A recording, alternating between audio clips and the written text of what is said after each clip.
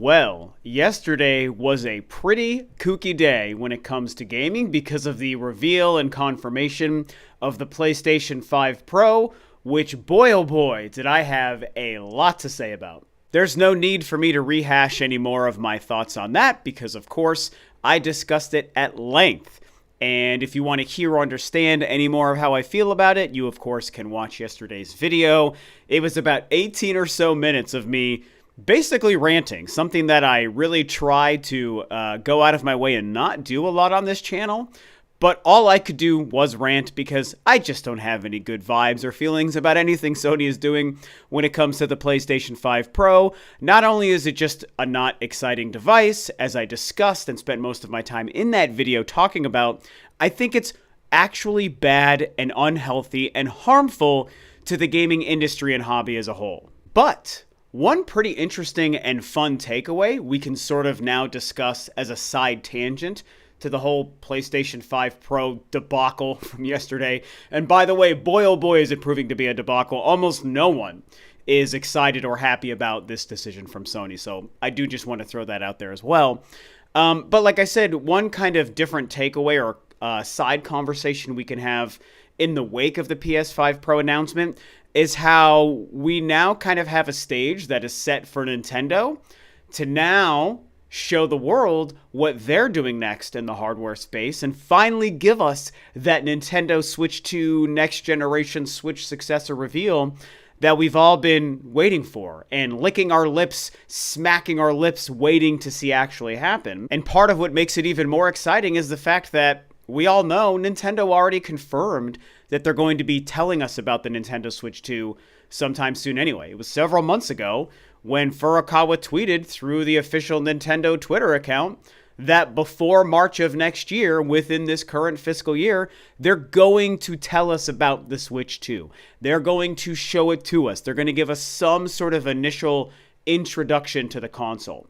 And so one of my more recent videos in the past week, before, of course, the PS5 Pro reveal and my discussion yesterday, was talking about how the stage, in a sense, already has been set for the Switch 2 because we just had a dual sandwich combination of a Nintendo Partner Direct and a Nintendo Indie Showcase Direct. Now, it's worth noting that, yes, there has been some talk and scuttlebutt from some folks on the internet.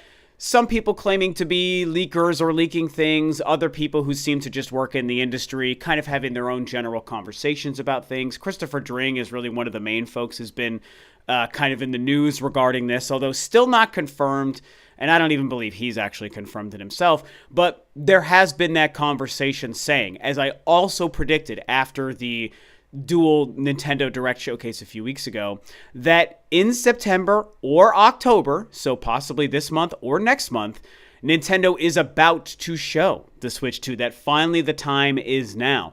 Now, I'm not claiming that any of Nintendo's timing had anything to do with the PS5 Pro.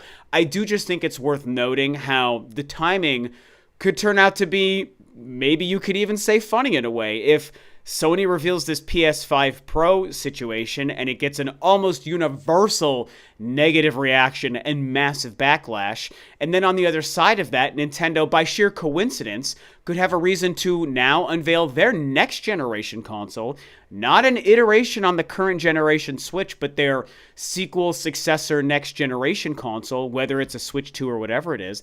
They might be revealing that in the following weeks after the PS5 Pro. And in theory, it's going to probably deliver. It's going to make people very excited. It's going to look like a great console, I'm sure. Nintendo has proven that they're smart and they know what people want.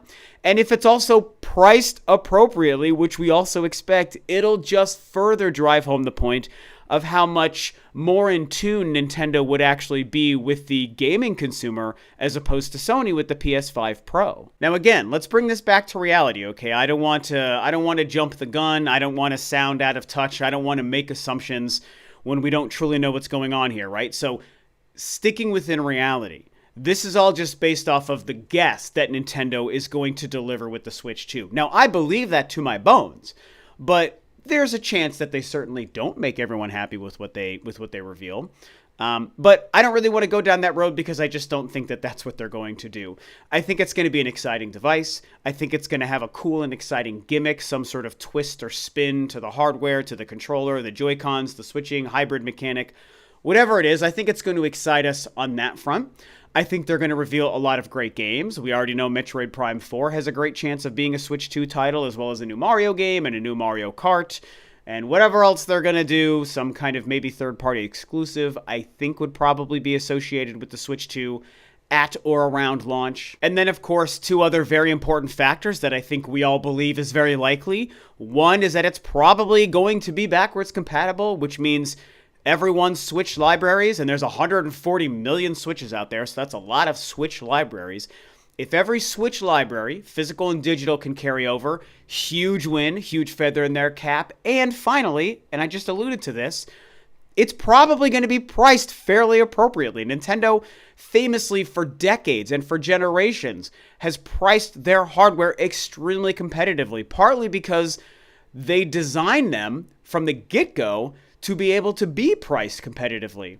And so again, I'm not trying to make this video about the PS5 Pro because I literally just discussed it and tore it apart yesterday.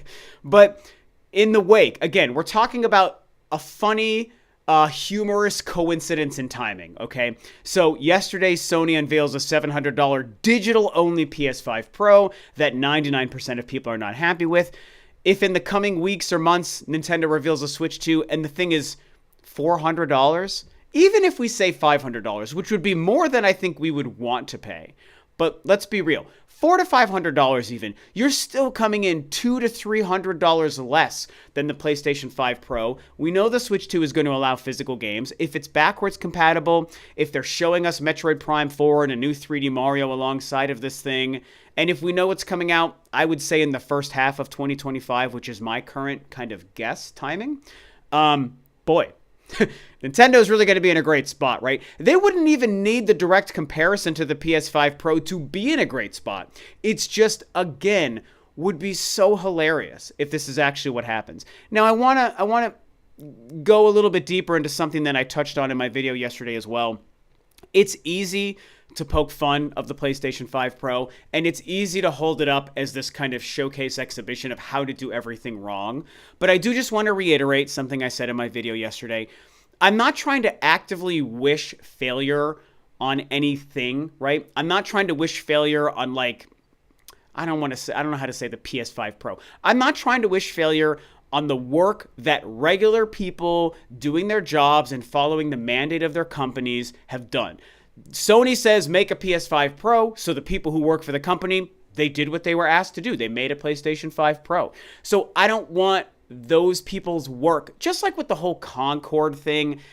I was celebrating the failure of the business model of Concord, but I do not want to celebrate the failure of the people who put their work into the game, but it is what it is. I think that that's a harmful business model, and it's something that people don't want anymore, so I'm not sad that Concord has been a failure from the business perspective and the gaming consumer's perspective. Same thing with the PS5 Pro. I only want the business model of mid-gen refreshes to not be successful for the health of the gaming industry and hobby, for those of us who are consumers of the hobby and who are game fans and want things to be good for us and pro-consumer. Anti-consumer game models like Concord and anti-consumer hardware models like the PS5 Pro, those things should not be successful. So I do just want to say that. But back to why I'm now propping up the idea of the Switch 2. Yes, I'm a Nintendo fan. I mean, that bias comes into it. But I'm also a game fan who owns and plays all the... Well, I don't play PC, but I play on Nintendo, Sony, and Microsoft. I like them all. I want them all to succeed. Nintendo just does it the best, man. And they are set up so perfectly, man. They are primed to really knock this out of the park. And I think that because we're going to have the direct comparison of a PlayStation 5 Pro, and this was Sony's choice. This was no one else's choice. It was their choice to make the PS5 Pro, their choice to price it the way they did, their choice to reveal it now, and whenever Nintendo's choice is to reveal the Switch 2, if it delivers on most or all of these positive bullet points we expect it to do, we are naturally going to compare the two. It's unavoidable. It's no one's fault. It just is what it is. And I think that at the end of the day, when we have the two to hold up next to each other, the Switch 2, from the quality of the games, the backwards compatibility if it's there, and the pricing if it's good, it is going to just embarrass Sony and the PlayStation 5 Pro tremendously. And the PS5 Pro deserves it, and if the Switch 2 is exciting, it'll deserve the praise, in theory, that it would get. Now, is it possible the Switch 2 reveal is farther away than we're guessing? Yeah, sure, it definitely is. Maybe it is going to happen after the new year in 2025. And so, yeah, maybe the more distance from the PS5 Pro reveal we get, the less likely people are to directly compare it. Not to mention, could the Switch 2 not be as exciting as we're all hoping or wanting it to be? Absolutely. Maybe it is obscenely overpriced. Maybe the games that they reveal at launch are not actually exciting, or the improved visuals don't actually look as good as we're all expecting it to be. You know, there's a lot of things about it that might actually not be all that exciting. Maybe even the change in the gimmick or the improvements to the Joy-Con or the UI or whatever. Maybe all of that does disappoint. Look, I believe in Nintendo, but any company, even my favorite like Nintendo, can mess up. Hell, I love Sony and the PlayStation like I discussed yesterday, and look at what they just did. They let me down significantly. And even Nintendo has let me down in the past. Not often, but it certainly has happened. I would be foolish to not admit that. And so, yeah, maybe the reveal takes longer to get to than we expect. Maybe all of the positive things we expected to do won't be there. Maybe it won't be backwards compatible. I just simply don't see that happening. But right now, before we know anything confirmed, mathematically, it is possible that the Switch 2 won't be backwards compatible. So, yeah, we have to prepare ourselves for things to not be all sunshine and rainbows when it comes to the Switch 2. I believe that it will be, but I think it's smart and healthy and mature for us to prepare ourselves for the possibility of disappointment, which means the comparison to the PS5 Pro might not be as big of a gap as we're expecting it to be. And so just to wrap this up, I just want to leave you guys with the reaffirmation of what I think is going to happen. And it is the early parts of September right now, and I think either this month in September before the month is over, or in October, my current Vegas odds, if I was to go to Vegas and put money on it, I'm putting money on this month in September or next month in October, we're going to finally see the Switch 2, right? There's even talks about, oh, maybe they just filmed a commercial for the Switch 2 reveal. I mean, all these different things that no one knows for sure if it's true. It's all vagaries being discussed and thrown about online. But it just makes too much sense, man. And, I also discussed in one of my recent videos and in the more recent weeks that I feel like they're probably just going to borrow from the Switch reveal model, and they'll have a, 2 to 5 minute trailer that kind of just gives us a surface level introduction. And then sometime later, they'll give us a bigger introduction, confirm some games, give us the price points and the release date and all of that stuff. They'll probably do that later, just like the Switch reveal model. And I think that it's totally fine for them to do exactly what they did again. Maybe they surprise us and change it up. I don't really think they will. I don't think they need to. I think everyone would be satisfied if they do it that way, especially if the Switch 2 is quality. And so I think it's going to happen very soon, coming right off of a disappointing hardware reveal from Sony, unfortunately. So now we wait. The pins have been set. Nintendo has the bowling ball, and hopefully they're ready to just knock it out and deliver a strike sometime in the next few weeks.